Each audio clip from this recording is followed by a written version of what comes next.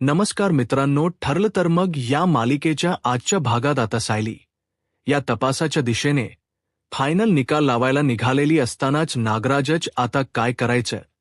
त्यामुळे सुमनला सगळी नागराजवर नजर ठेवायला सांगून या सगळ्याचा साक्षीदार म्हणजेच महिप्तच किडनपिंग, त्याचप्रमाणे जे काही सत्य घडलं होतं प्रतिमाता अपघाताचं, त्याच वेळेला या सगळ्यात तीच जबाबदार व्यक्ती म्हणजे नागराज आहे आणि त्याला सोबत देणारी म्हणजे प्रिया होती. त्याचप्रमाणे प्रतिमाच्या बाबतीतल नेमके आणखी कोणते भयानक सत्य म्हणजे प्रतिमाची जी खोटी बॉडी सापडली होती ती देखील कशी आणि कोणी मॅनेज करण्यात आली होती, हे जेव्हा अश्विनच्या कडून एका व्हिडिओमधून समजणार आहे त्यावेळेला त्या व्हिडिओमध्ये नेमका कोण आहे याचा तपास तर लागणारच आहे. त्याचबरोबर हे डीएनए टेस्ट म्हणजेच त्या बॉडी बरोबरचे डीएनए टेस्ट म्हणजेच जे प्रियाबरोबर मॅच झाले होते ते मॅच करून घेणारी ही स्वतः प्रिया होती आणि तिने हे सगळं कसं घडवून आणलं होतं हे सगळं आपल्याला आजच्या या भागात पाहायला मिळेल. त्यामुळे व्हिडिओ अगदी शेवटपर्यंत नक्कीच बघा. तर मित्रांनो, आतापर्यंत आपण मालिकेत पाहिलं की प्रिया ही महिप्त कुठे आहे याचा शोध लावण्यासाठी नागराजला एक प्लॅनिंग सांगते. ते म्हणजे की जर महिप्तच तोंड कायमचा बंद ठेवायचं असेल तर आपल्याला साक्षीला अडकवायला लागेल. जर साक्षी अडकली ना तर आणि तरच महिप्त गप्प बसेल. जर त्याचा जीव त्याच्या पोपटात म्हणजेच त्याच्या मुलीत अडकलेला आहे, त्यामुळे राजाच्या जीव पोपटात अडकल्या कारणाने साक्षी ही अडकली तर नागराज त्याच तोंड कधीही उघडणार नाही असा प्लॅन ती त्याला सांगते. परंतु तरीही नागराज काही ऐकून घेत नाही. तिचा जो हेतू आहे तो सफलच होत नाही. नागराज तिला म्हणतो की मी अगोदर प्लॅन वर्क करतो, त्यानंतर मग बघूया आपण पुढे काय करायचं ते. तोवर कुठे आहे महिप्त हे कधीही मी तुला सांगणार नाही. परंतु प्रियाची इथे नुसती फडफड होत असते, कारण की महिप्त जर सुटला त्यामध्ये तिचाही खूप मोठा धोका असतो, म्हणून ती गप्प बसलेली असते. तर इथे आता प्लॅनिंगप्रमाणे प्रियाच्या नागराज हा साक्षीच्या घरावर चिठ्ठी टाकतो आणि त्यावर सावध रहा असं लिहिलेलं असतं. त्याबरोबर अति घाबरते आणि म्हणते की असं कोण करू शकतो, अण्णा इथे नाहीयेत. मग नक्की कोणाला समजले की माझ्याबद्दलची जुनी ओळख वगैरे. तर इथे हे सगळं होत असतानात याच्या डोक्यामध्ये विचार सुरू असतो की मला आता हिला फक्त घाबरवायचे आहे. घाबरवून अण्णांना ती काहीतरी सांगेल आणि तेव्हा अण्णा कुठेही तोंड उघडणार नाही. म्हणजेच महिप्त हे खरं तर त्याचं सगळं काही प्लॅनिंग असतं. त्यावेळेला मुद्दामच नागराज हा साक्षीला कॉल करून सांगतो की हे बघ, तुला काय वाटलं की तू सुटलीस जेलमधून? अजिबात नाही. अजूनही तू जेलमध्ये अडकू शकते आणि तू एका खोट्या ओळखीने राहतेस, म्हणजे समिधा शेखर हे झाले नाव लावत असलीस तरीही तुझं नाव हे साक्षी शिकरे आहे आणि तू महिपात शिकरेची मुलगी आहे हे मला चांगलंच माहीत आहे. आणि त्यामुळे आता हे ऐकल्यावर ती साक्षी चांगलीच घाबरते आणि म्हणते की कदाचित कोणीतरी असं आहे ज्याला मी माहिती आहे की मी जिवंत आहे म्हणून. त्यामुळे ती घाबरूनच राहण्याचं ठरवते आणि इथून पुढे ती विचार करते की मला अण्णांना कॉन्टॅक्ट केला पाहिजे. अण्णांनी जर मला कुठे म्हणजे पाहिलं किंवा प्रॉब्लेम झाला तर मग आणखीनच काहीतरी विचित्र घडू शकतो. म्हणजे काही झालं तरीही मला आता सावध राहिलं पाहिजे. अण्णांनी सांगितल्याप्रमाणे मला कुठेही काहीही स्वतःची ओळख दाखवता कामा नये म्हणून ती घरात स्वतः लपवून घेण्याच ठरवते. तर इथे आता साहिली मात्र अर्जुनला शांत बघताना विचारते की अर्जुन सर, तुम्ही कसला विचार करताय आणि मला सांगा की काय घडलं. म्हणजे नागराज काकांचा तुम्ही पाठलाग केलात, मग नेमकं काय घडलं? काका कुठे गेला? तेव्हा अर्जुन सगळं काही त्याला सांगतो. म्हणजेच त्याने सचिनला बघितलं ही सगळी गोष्ट तो सांगतो. त्यावेळेला मग साहिली त्याबद्दल काय करायचं ते पुढे ठरवणारच असते. परंतु मग आता अर्जुन म्हणतो की नागराज काकाच आता काय करायचं तो तर निसटला. आता पुढे त्याच्यावरती लक्ष कसं ठेवायचं? आपण जर असं रोज रोज त्याच्या घरी गेलो तर मग प्रॉब्लेम होऊ शकतो. म्हणजे त्याला संशय येईल ना की आपण रोज असे का जातोय, किंवा तू तरी रोज अशी का जाते नेमक त्याच वेळेला जेव्हा तो निघत असतो. त्यावर लगेचच साहिली म्हणते की बरं ठीक मग ना, आपण एक काम करूया, आपण तिथे जाण्यापेक्षा आपण आता सुमन काकूला ना, मी ब्यापैकी थीड बनवले. सुमन काकू त्याच्या प्रत्येक गोष्टीला आता छान उत्तर देते आणि तिचा मला कॉलही आला होता. तिने सांगितलं की नागराज काकाने तिच्यावरती हात उचलण्याचा प्रयत्न केला होता ना. त्याच वेळेला अगदी बरोबर तिने नागराज काकाचा हात, जसं मी तिला डिफेन्स शिकवला होता ना, तसंच बरोबर हात मुरगाळून टाकला होता. त्यामुळे मग मला खरंच खूप आनंद होतोय. आता इथून पुढे नागराज काकाला ती बरोबर तोंड देणार. मग अर्जुन म्हणतो की मग साहिली, तुझा पुढचा प्लन कोणता आहे. तेव्हा सायली म्हणते की आपण एक काम करूया, आपण सुमन काकूला सांगूया नागराज काकावर लक्ष ठेवायला. म्हणजे कसं आहे ना, ती त्याच्यासोबत असते, मग नक्कीच ती त्याच्यावर लक्ष ठेवणार. आणि तो कुठे जातो, काय करतो, कोणाशी फोनवर बोलतो, किंवा जर ते कदाचित फ्रेश व्हायला गेले असतील तर त्यांचा मोबाईल हा तिथेच असू शकतो. मग त्या मोबाईलवर कोणाचे कॉल येतात काय, ह्या सगळ्यावरती अगदी बरोबर सुमन काकू लक्ष ठेवू शकते. त्यामुळे आपण एक काम करूया, आपण तिच्यावरतीच हे सगळं काम देऊया. अर्जुन म्हणतो की ठीक आहे, तुला जर असंच वाटत असेल साहिली, तर आपण तसंच करूया. म्हणजे काय ना काही झालं तरीही आपल्याला सुमन काकूच्या म्हणण्यानुसारच चालावं लागेल आणि त्यातूनच काहीतरी सत्य बाहेर येईल की नागराज काका नेमका जातो कुठे. आणि अर्जुनला तर पक्का संशय असतो की नागराज हा महिप्तकडे जातो. तर इथे आता अर्जुन आणि सायली ठरवतात की आपण जाऊन रविराजला भेटूया आणि तिथे जाऊन सुमनला काढून तिला हे सगळं समजूया. कारण की सुमनला फोनवर जर काही सांगितलं, जर बाजूला नागराज असला ना, तर मग प्रॉब्लेम होऊ शकतोत. यामुळे सायली ठरवते की सुमनला जाऊन भेटायचे. म्हणजे कसे सुमनला जाऊन भेटलं की सगळं काही सत्य समजेल. तर इथे आता याचबरोबर रविराज हा अर्जुनला विचारतो की अर्जुन काय झाले. तेव्हा अर्जुन म्हणतो की सिनियर, एक मोठी गडबड झाली आहे.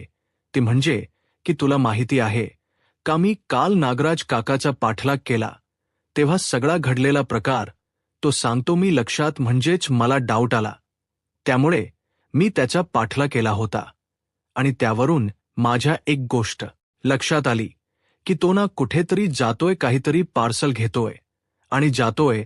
मग नक्की हा काय प्रकार असेल ना, मला काहीच कळत नाहीये.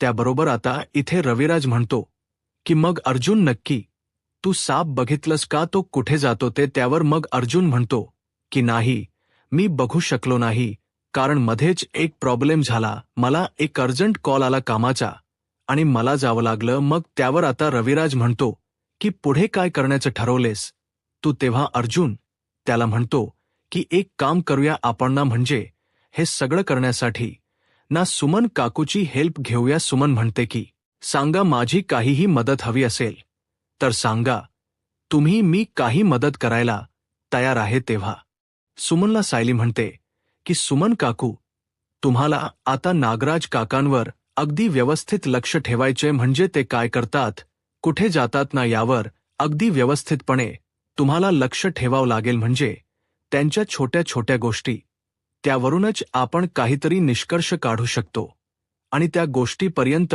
पोहोचू शकतो. आता त्यावर प्रतिमा म्हणते की सायली, म्हणजे तुम्हाला नक्कीच डाऊट वाटतोय का की महिपशी अजूनच त्यांचा कॉन्टॅक्ट आहे.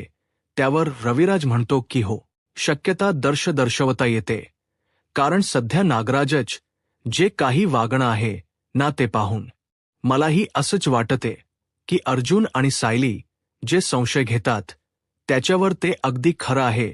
मग त्यानंतर त्यावर रविराज विचारतो की मला सांग अर्जुन, बाबूच काय झालं. म्हणजे बाबूने काही सांगितले का, किंवा त्यावर लीड दिली आहे का. त्यावर आता अर्जुन म्हणतो की म्हणजे बाबूने मला सांगितलं की तो त्या माणसाला नक्कीच ओळखू शकतो. म्हणजे ज्याला त्याने पाहिलं आहे, पण त्याला एकदा पाहिल्यावर तो नक्की ओळखू शकतो, पण तेही त्याला इतकं आठवत नाहीये. मग त्याचबरोबर सायलीच्या लक्षात येतं. सायली म्हणते की अर्जुन सर, तुम्हाला माहिती आहे का, आपल्याला रतिमाहत्याची जुनी बॉडी सापडली होती. डेड बॉडी म्हणजे त्याच DNA टेस्ट हे प्रतिमाहत्यासोबत मॅच झालेलं बरोबर ना? त्यावर आता लगेचच अर्जुन म्हणतो की हो बरोबर, हा मुद्दा तर मला आठवलाच नव्हता. तेव्हा मग सायली ही म्हणते, रविराज काका, तुम्ही त्याबद्दलच नीट आठवते का तुम्हाला? तेव्हा रविराज म्हणतो की हो, आणि मला एक कळत नाहीये, तीच एक मोठी, इथेच एक मोठा गोळ आहे की प्रतिमाची बॉडी सापडली तरी कशी, कारण की ती तन्वीशी मॅच होती. मग प्रतिमा तर जिवंत होती. नक्कीच कोणीतरी ना दिशाभूल करण्याचा प्रयत्न करत होतं. आता त्यावर अर्जुन म्हणतो की हो सिनियर, मलाही तेच वाटते, कोणीतरी ना दिशाभूल करत होतं. कारण की जर प्रतिमाची बॉडी नव्हतीच तर मग नक्की ती तन्वीशी मॅच कशी झाली? या सगळ्या गोष्टी कशा घडल्या ही गोष्ट आता काही त्यांना समजत नसते.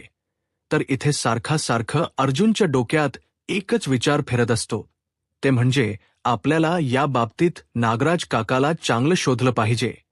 यामागे काय नक्की सत्य दडले ना, ते तोच आपल्याला सांगू शकतो. आता सायली आणि अर्जुन दोघे जणही विचार करतात की आपल्याला एक काम केलं पाहिजे.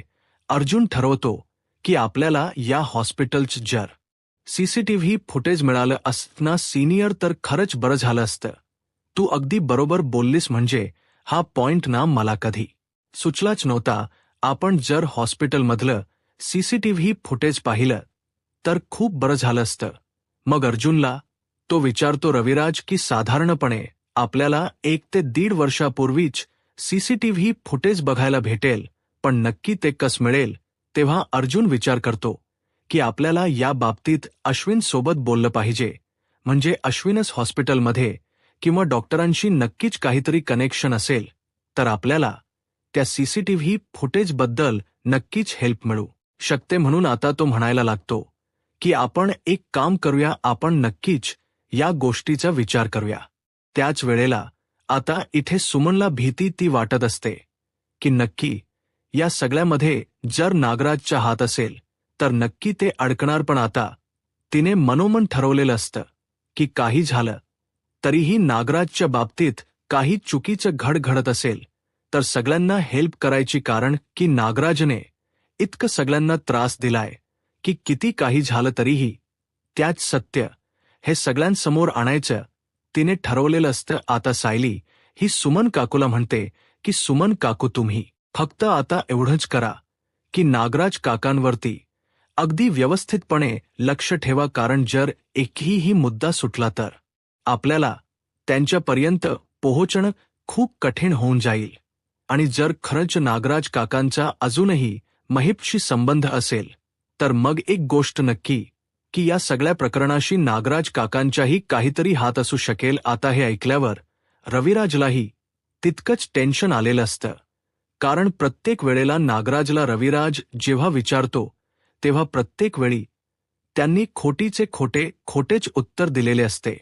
म्हणून आता अर्जुन हा रविराजला समजवतो की हे बघ सिनियर, काही झालं ना तरीही तू नागराज काकाला आता कोणत्याही प्रकारचा संशय येऊ देऊ नकोस. तो जरी घरी येतोय तरीही तू त्याला टोकू नकोस, कुठलेही प्रश्न विचारू नकोस, जेणेकरून आपल्याला त्याचा पाठलाग करता येणार नाही.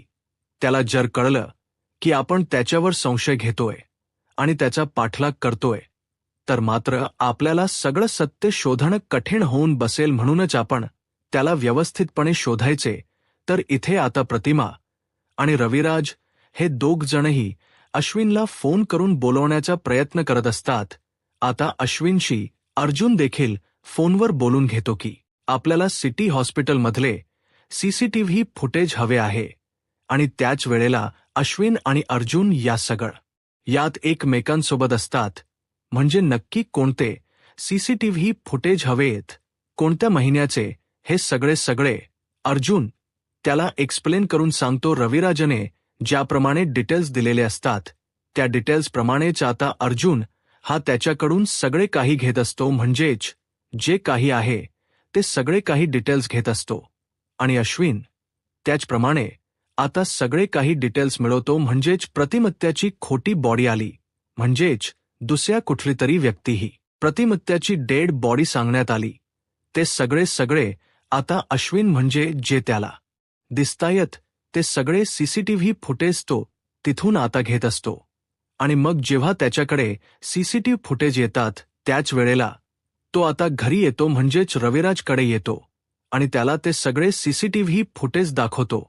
आणि त्या फुटेजमध्ये असते ते म्हणजे एक माणूस आहे, ती बॉडी घेऊन ओपीडीकडे चाललेला असतो, म्हणजेच ती व्यक्ती उपचारादरम्यानच वादली होती. हे सगळे आता त्या सीसीटीव्ही फुटेजमधले जे असते फुटेज ते सगळे आता त्यांना दिसत असते. मग आता अश्विन त्याला म्हणतो की हे बघ अर्जुन, हे सीसीटीव्ही फुटेज तुला दिसतं, या फुटेजमध्येच नक्की काय ते रहस्य दडलेलं आहे.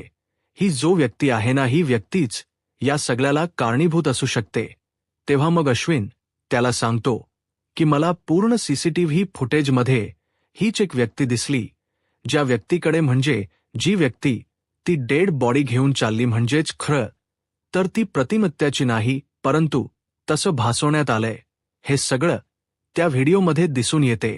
मग सायली म्हणते की अपघाताला असणारी व्यक्ती, जबाबदार असणारी व्यक्ती ही तीच असू शकते. मग अर्जुन म्हणतो की एक काम करावं लागेल आपल्याला, ते म्हणजे की याच्या अगोदरचे सीसीटीव्ही फुटेज वगैरे आपल्याला जर बघायला मिळाले किंवा आदल्या दिवशीचे, तर त्यावर आता अर्जुन म्हणतो की आता तरी अश्विन आपण एक काम करूया, आपण हे सीसीटीव्ही फुटेजन हॉस्पिटलमध्ये जाऊनच पुढचं बघूया. अर्जुन असं म्हटल्यावर रविराज म्हणतो पण मला एक गोष्ट समजत नाहीये की हा घोळ नेमका काय, म्हणजे जी प्रतिमाची बॉडी सापडली त्याची डीएनए टेस्ट केल्यानंतर प्रियाशी ती डीएनए टेस्ट बरोबर मॅच झाली होती.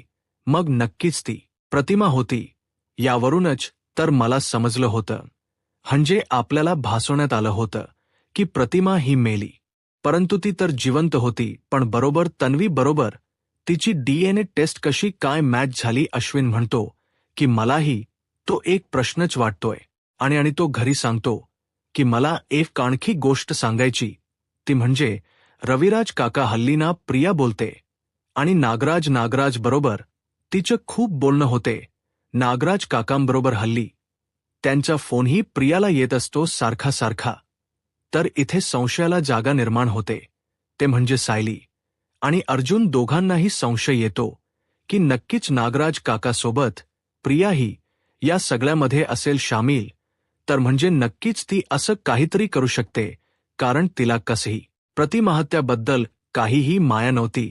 प्रतिमाहत्या सापडल्या आल्यानंतरही तिची स्मृती घेण्यासाठी कोणत्याही प्रकारे प्रयत्न न करता प्रिया उलट तिला स्मृती तिची घालवायची याबद्दलच विचार करत होती. तर यावेळेला अश्विन ठरवतो की आज काही करून या सगळ्या गोष्टी शोधायच्याच, आणि जर प्रिया या सगळ्यात सामील असेल तर मात्र तिची खैर नाही. त्यामुळे आता सायली, अर्जुन आणि अश्विन, रविराज चौघजणही त्या हॉस्पिटलमध्ये जातात. हॉस्पिटलमध्ये जाऊन आता आदल्या दिवशीच सीसीटीव्ही फुटेजही त्यांना बघायचं असतं. तर त्या सीसीटीव्ही फुटेजमध्ये बघितल्यानंतर आदल्या दिवशी तन्वी त्या हॉस्पिटलमध्ये आलेली होती आणि तिथली जी नर्स होती त्या नर्स बरोबर तन्वी ही काहीतरी गपचूप बोलत होती आणि तन्वी तिला पैसेही देत होती. या सगळ्या गोष्टी आता त्या सीसीटीव्ही फुटेजमध्ये दिसलेल्या असतात. आणि त्याचप्रमाणे जी व्यक्ती ही त्या म्हणजेच त्या डेड बॉडी बरोबर जी व्यक्ती होती, साधारणत तीच व्यक्ती प्रियासोबत देखील त्या हॉस्पिटलमध्ये बोलत होती. मग अर्जुन म्हणतो की नक्कीच या सगळ्याचा एकमेकांशी काहीतरी संबंध आहे. ही तन्वी आणि ही व्यक्ती म्हणजेच जी बॉडी घेऊन चालली आहे ती व्यक्ती, नक्कीच यांच्या एकमेकांशी काहीतरी संबंध आहे. तर आता सायलीला हाच धक्का बसलेला असतो की याचा अर्थ प्रिया हे सगळं जाणून होती, पण नक्की असं काय कारण असेल ज्यामुळे प्रिया या सगळ्याला सामील असेल? स्वतःच्या आईबद्दल प्रिया असं खोट का बरं पसरवत असेल? आणि त्याचबरोबर या सगळ्या गोष्टी या रविराजच्या लक्षात येतात. म्हणूनच तो म्हणतो की आता नागराजला काही सोडायचं नाही. नागराजच्या बद्दल काय नेमकं आहे ते सत्य शोधलं पाहिजे. आता सगळे जण ठरवतात की एक दिवस नागराज हा घरातून निघाल्यावर तो कुठे जातो या सगळ्या गोष्टीचा शोध घ्यायचा. आणि मग अर्जुनने ठरवल्याप्रमाणे नागराजचा शोध घेतल्यानंतर आता तो महिप्तपर यंत नक्कीच पोहोचणार असतो आणि नागराजला म्हणजेच साहिली ठरवते की प्रियाबद्दल त्या नर्सला जाऊन विचारायचं, कारण जी नर्स असते ती फार जुनी असते आणि म्हणूनच साहिली ही हॉस्पिटलमध्ये येऊन त्या नर्सला भेटते आणि अर्जुनही असतो आणि जर खोटं सांगितलं तर नक्कीच जेलमध्ये देण्यात येईल अशी धमकी दिल्यानंतर ती बाई खरोखर सांगते. ती म्हणते की हो, मी खरं सांगते, त्या बॉडीबद्दल म्हणजे असं खोटं सांगण्यात आलं होतं आम्हाला, दुसऱ्याच व्यक्तीची होती ती बॉडी, परंतु ती प्रतिमा किल्लेदार यांची बॉडी आहे असं सांगण्यास आम्हाला पैसे दिले गेले होते आणि आम्हाला भेटायला 2 आले होते व्यक्ती, म्हणजे एक मुलगी होती. तेव्हा मग सायली खोटं दाखवते आणि विचारते की हीच होती का ती मुलगी. त्यावर ती म्हणते की हो, हीच मुलगी होती ती, बरोबर.